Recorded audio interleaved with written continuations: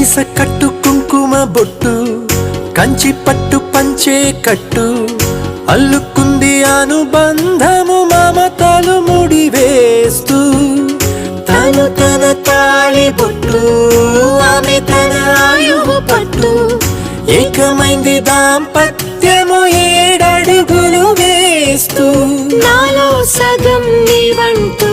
నీలో సగం నేనంటూ జనుమలు జతపడువలపుగ ఇరు మనసులకొక తలపుగ కలగలిసిన ఒక తనువుకు శతమానం భవతి శతమానం